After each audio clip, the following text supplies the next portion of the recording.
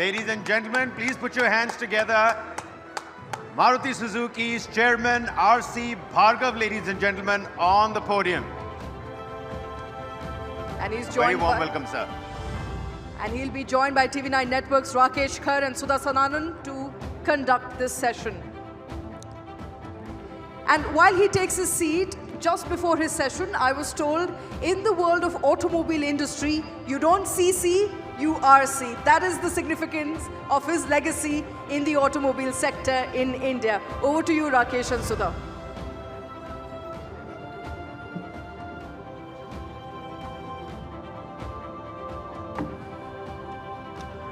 Ladies and gentlemen, what a pleasure to have Mr. Bhargav with us, a legend himself in the automobile industry, someone who's been driving the corporate India story for the last 40 years, having served in the bureaucracy earlier with great distinction. Sudha, over to you. You can start.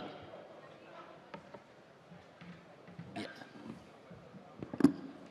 What a pleasure this is, and namaskar to you, sir. I mean, you know, we need more and more legends like you to show us the way, show us the path. With your permission, sir, if I may start. Thank you very much. Mr. Bhargav, today's theme is, of course, India sustaining the moment and the momentum. This is a time when the world economy is facing headwinds. You know, everybody's very bullish about India. According to you, sir, what makes India's story so special? You know, India always had a huge potential for growth. And that potential was based primarily on the quality of the people of India.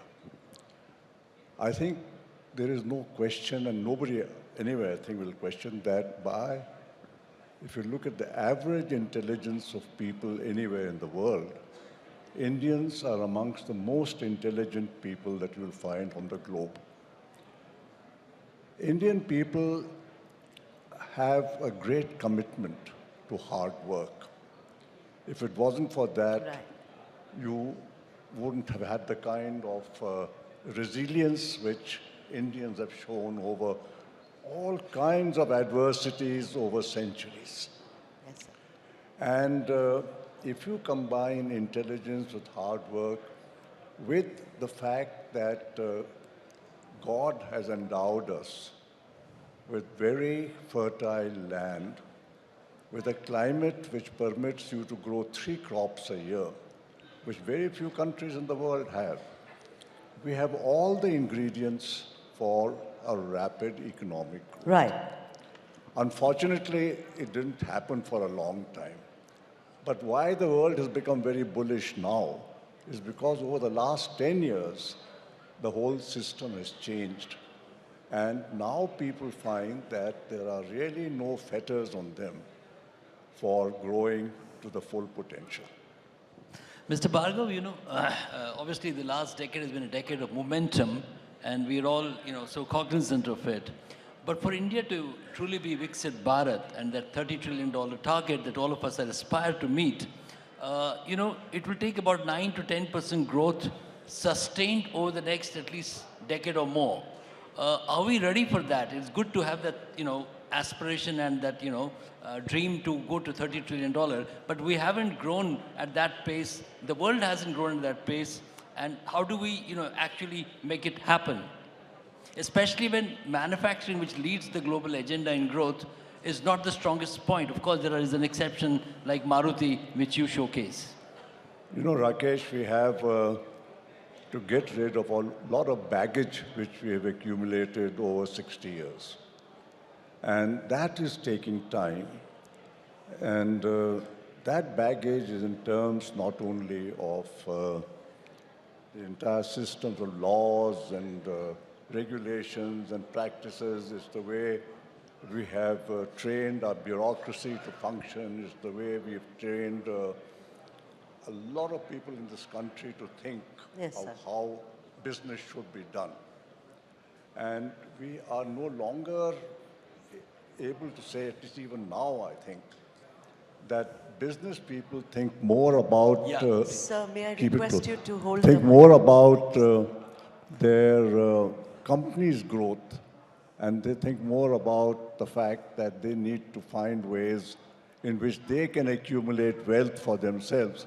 Because for a lot of decades, growth was not possible, taxation were very high, and people therefore optimized that by saying, why worry about the company growth? Let the company be at a certain level.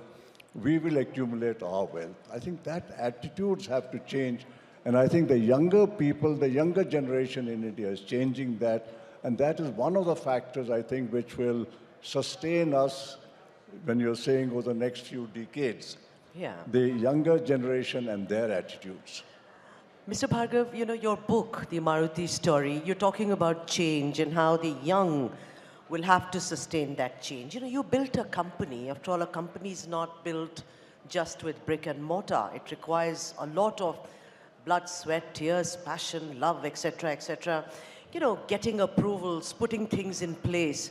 We always heard about license Raj. We heard about red tapeism, which was always a glut for all of us to go forward.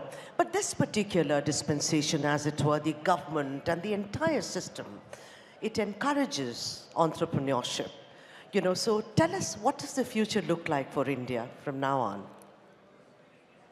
I can't see any country in the world today, any country of any size in the world today, which has better prospects for the future than India has. I cannot see the Western world has reached a certain level where I think growth is now a dicey matter. Whether they grow or they will get into recession and things. People have lost that ethos of working. People want a much more luxurious kind of life. They want good things to come without working.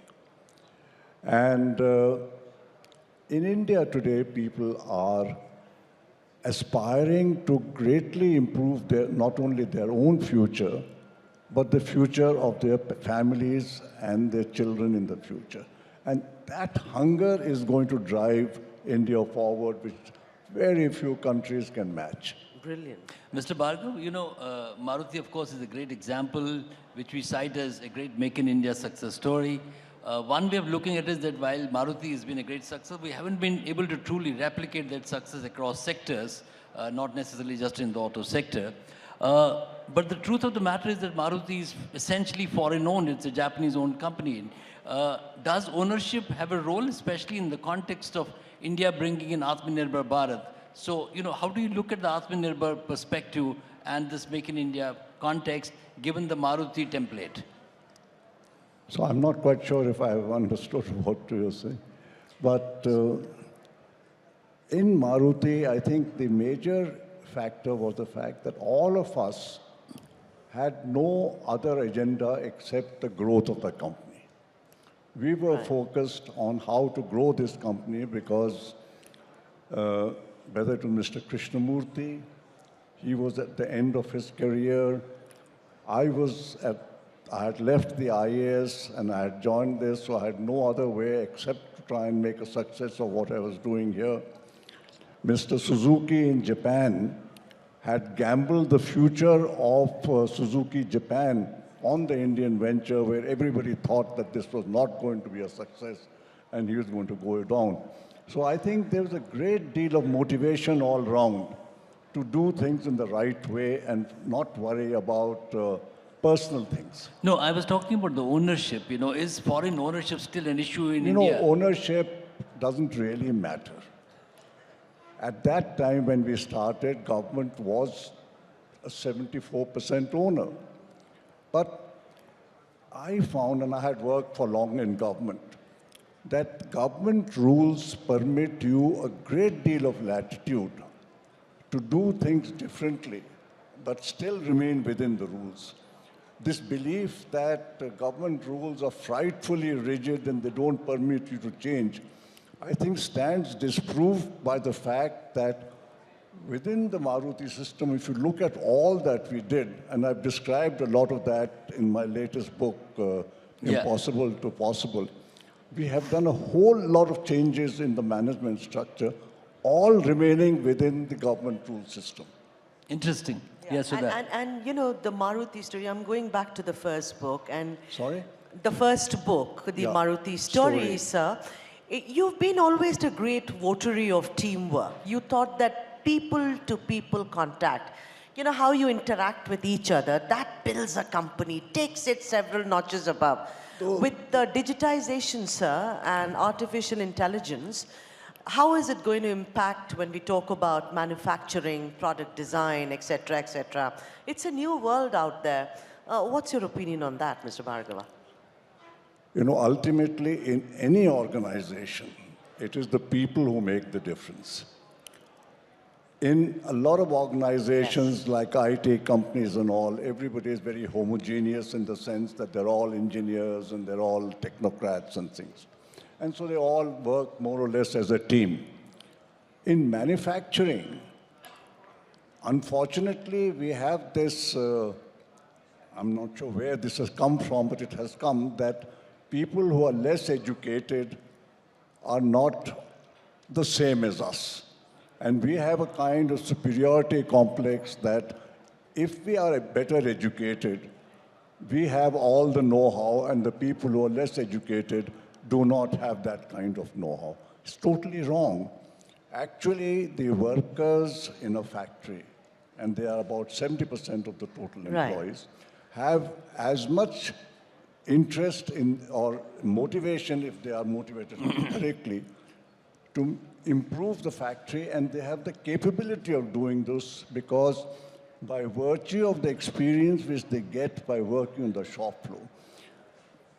The challenge for management or people who are in the higher positions is to respect people as people and to recognize that these people also have the same aspirations as we have. They also want to get a better life for themselves and their children. And if you create conditions where they can see that happening, they will work with full devotion to the company. Yeah, that's the work integrity that we are talking about, which is extremely important to the success of the India growth story. Mr. Bhargav, there is by and large broad consensus on the economic reforms in this country. Post-liberalization, there is a direction and a trajectory which stays the course. But there is a strong section in the political class which still sees capital with a sense of suspicion. And you have constantly been arguing in favor of, investing faith in wealth creators as the potentially only viable, durable solution to improve equitable growth in this country. So how does one deal with the level of, distrust in corporate world yet in this country? Rakesh, somehow I'm able to follow her better than I can follow you. Maybe the mic is faulty, sir. Could be, no? Yeah.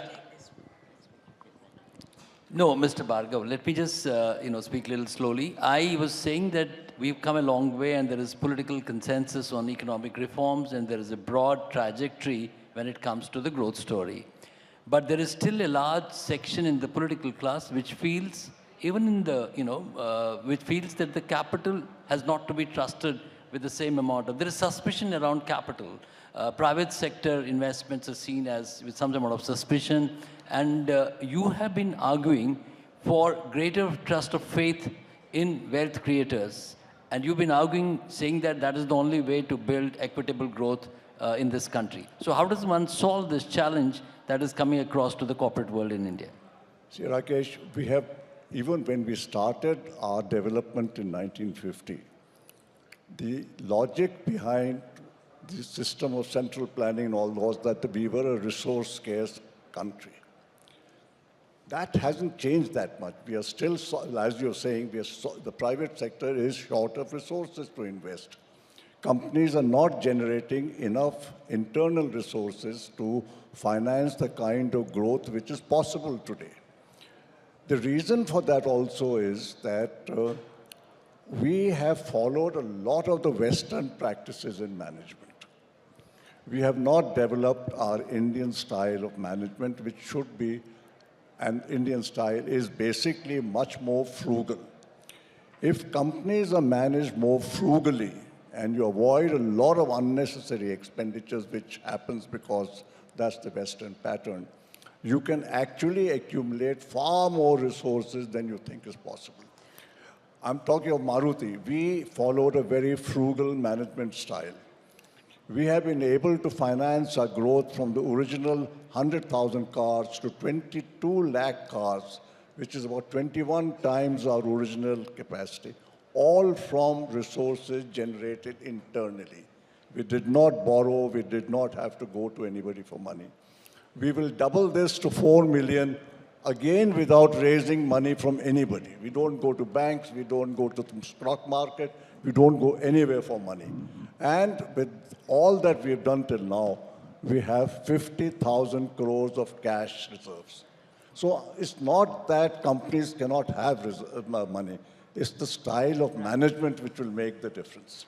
That's brilliant. And on that note, Mr. Bhargav, it's been a pleasure. It's an honor to have spoken to you. Ladies and gentlemen, give it up for a legend, R.C. Bhargav. It's our honor truly to have listened to you, sir. Sir, if I may help.